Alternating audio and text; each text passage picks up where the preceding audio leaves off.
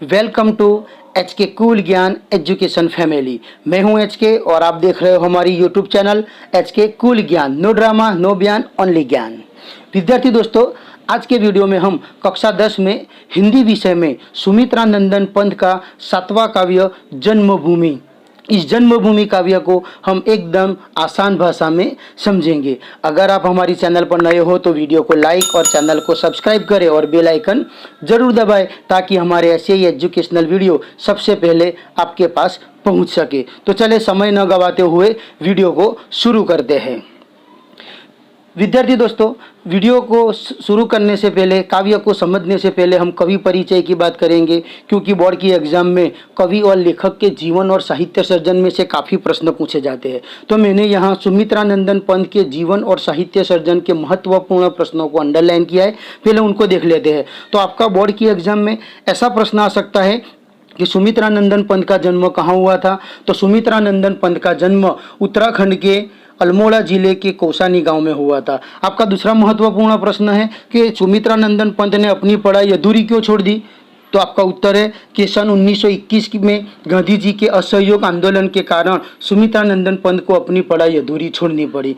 आपका दूसरा एक महत्वपूर्ण प्रश्न है कि सुमित्रा नंदन पंत ने शुरुआत में कौन से व्यवसाय से शुरुआत की थी। तो सबसे पहले सुमित्रा नंदन पंत ने उदय शंकर के नृत्य केंद्र से और बाद में आकाशवाणी के हिंदी सलाहकार भी रहे थे। आपका आगे का और महत्वपूर्ण प्रश्न है कि सुमित्रा नंदन पंत के कौन से पुस्तक को कौन से पुरस्कार मिले हैं। तो आपका उत्तर है कला और बूढ़ा चांद पर साहित्य अकादमी का अवार्ड, लोकायतन पुस्तक को सोवियतन भूमि नेहरू पारितोषिक और उनके महत्वपूर्ण चिदम्बरा को भारतीय ज्ञानपीठ का पुरस्कार मिला था। आपका आगे का प्रश्न है कि सुमित्रा नंदन पंत की कविता के विषय कौन से हैं। तो छायावाद, मार्क्सवाद, अरविंद दर्शन, वैदिक चिंतन और विश्व चेतना तक उनकी कविता पहुंचती है।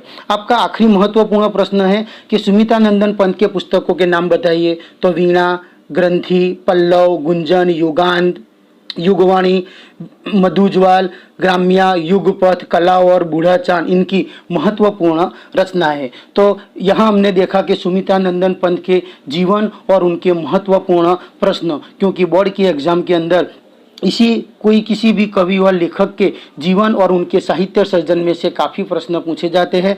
तो ये प्रश्न आपके लिए बहुत महत्वपूर्ण है। तो चले अब हम अपने काव्य जन्मभूमि को समझते हैं। हमारा वीडियो स्टार्ट करते हैं।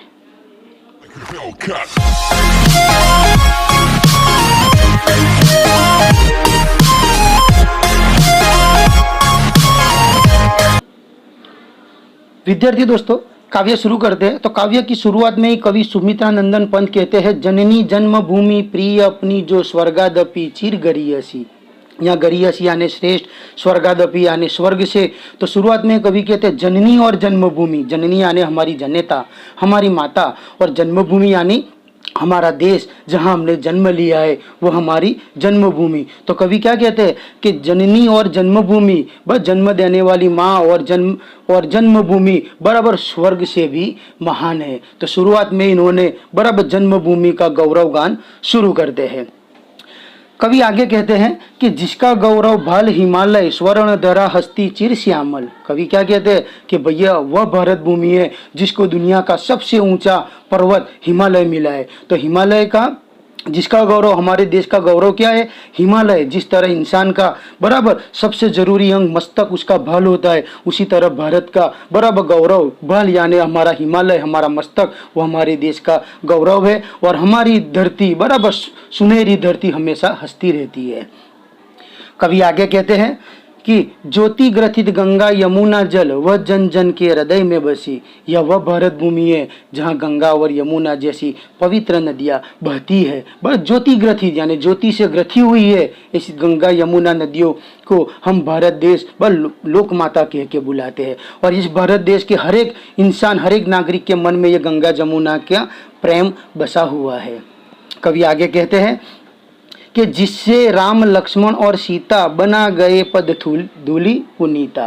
क्या यह वह भारत भूमि है बराबर जहाँ राम, लक्ष्मण, सीता जैसे भगवानों ने जन्म लिया है। और इन्हीं राम लक्ष्मण और सीता की पद धूल यानी उनकी पैरों की धूल से ये हमारा भारत देश पवित्र बना है। तो कवि कहते हैं कि हम भारतीय होने का, हमारी जन्मभूमि पर हमें गर्व होना चाहिए। हमें इस बात का गौरव होना चाहिए कि भगवानों ने भी पूरी दुनिया में हिंदुस्तान को पसंद करा, हमारी जन्मभूमि को जन्म लेने के लिए पसंद करा है।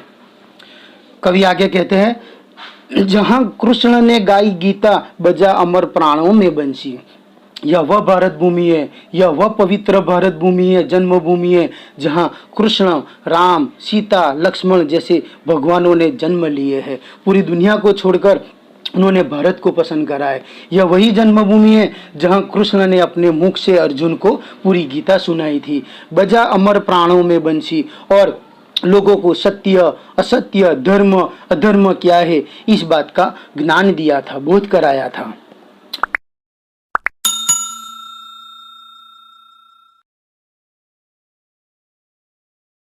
कवि आगे कहते हैं कि सावित्री राधा सी नारी उत्तरी आभा देही प्यारी। यह वह भारत भूमि है जहाँ सती सावित्री बराबर राधा जैसी नारियां ने जन्म लिया और आभभेदी उनके प्रकाश से भारत भूमि को पवित्र कराए। हम जानते हैं कि सती सावित्री बराबर अपने पति को पाने के लिए वो यमराज से भी लड़ गई थी, और राधा जिसने पूरी जिंदगी कृष्ण को सच्ची मोहब्बत सच्चा प्यार किया, तो ऐसी नारियों ने हमारे भारत पर जन्म लेकर भारत की जमीन को पवित्र किया है। कवि आगे कहते हैं, शिला बनी तापस्सु कुमारी, जड़ता बनी चेतना सी सरसी। बस शिला यानी पत्थर, जड़ता यानी जीवित, बट निर्जीव, और चेतना यानी जीवित। तो कवि क्या कहते हैं बराबर कि हम जानते हैं कि गौतम ऋषि ने अपनी पत्नी अहल्या को श्राप दिया था और उसको शिला यानी कि पत्थर बना दी थी, और श्री राम के चरण कमल से, उनके चरणों की धूल से वही शिला बनी, जड़ता बनी हुई जो अहल्या थी, उनकी पैरों की धूल से, उनकी पैरों की रज से फिर दोबारा वो जीवित हो गई थी, जड़ता से वो चेतना बन गई थी। तो यह ऐसी भारत भूमि है। कवि आगे कहते हैं कि यह वही भारत भूमि है जहाँ शांति निकेतन, जहाँ तपोवन ध्यान अवस्थित हो ऋषि मुनिगण। यह वह भारत भूमि है जहाँ रविंद्रनाथ टैगोर ने शांति निकेतन में बराबर विश्व विद्यालय की स्थापना करी, जहाँ पर साधु ऋषि बराबर साधु संत ऋषि मुनिगण यह सब जमा होकर तपोवन करते, तप करते हैं, ध्यान करते हैं। तो पूरे विश्व में यह शांति निकेतन जो विश्वविद्यालय है पूरे विश्व में प्रसिद्ध हुआ कि यहाँ के लोग तप में, ध्यान में, ऋषि मुनि सब ने इस शांति निकेतन को अपना वतन बनाया था, यही इन्होंने अपना वास किया था। कवि आगे कहते हैं कि यही वह शांति निकेतन है जहाँ चिद नभ में करते थे विचरण, जहाँ सत्य की किरणें बरसी। कवि कहते हैं कि यह वही भारत देश है जहाँ शांति निकेतन की स्थापना हुई बराबर, जहाँ चिद नभ में करते थे विचरण, यानी कि यहीं पर यहाँ के जो साधु संत थे बराबर यहीं पर रहते थे और वो यहाँ पर विचरण करते थे, जहाँ सत्य की किरणें बरसी और सत्य अहिंसा की बातें कहती थी। कवि आगे कहते हैं, आज युद्ध जर्जर जग जीवन पुनः करेगा मंत्रोच्चार। आज हम देखें पूरी दुनिया एक दूसरे देशों के साथ लड़ रही है, झगड़ रही है। तो आज पूरी दुनिया 2 विश्व युद्ध देख चुकी है, अब तीसरा विश्व युद्ध नहीं सहन कर सकती। अगर तीसरा विश्व युद्ध हुआ तो पूरी दुनिया खत्म हो जाएगी। तो आज पूरी दुनिया को शांति का, अमन का पैगाम कौन देगा? तो पुनः करेगा मंत्रोच्चार। हमारा भारत देश ही है जो पूरी दुनिया को शांति, अमन बराबर युद्ध ना करे ऐसा शांति का संदेश, शांति का पैगाम दे रहा है। कवि आगे कहते हैं आखिरी पंक्ति में, वह वसुदेव बना कुटुंबकम, उसके मुख पर ज्योति नवलसी। आज पूरी दुनिया एक दूसरे के साथ लड़ रही है, झगड़ रही है, युद्ध हो रहा है, मारामारी हो रही है।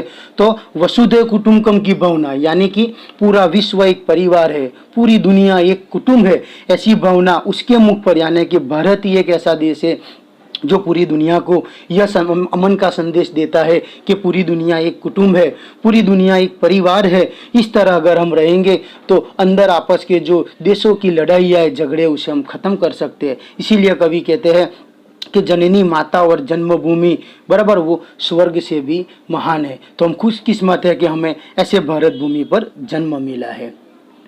उम्मीद करता हूँ कि आपको काव्य अच्छी तरह समझ में आया होगा, काव्य में आप अच्छी तरह समझ पाए होंगे। अगर आपको हमारा वीडियो अच्छा लगा है तो वीडियो को एक लाइक और चैनल को सब्सक्राइब ज़रूर करिएगा ताकि हमारे एजुकेशनल वीडियो आप तक सबसे पहले पहुंच सके। पूरा वीडियो देखने के लिए आप सबका शुक्रिया, थैंक्स।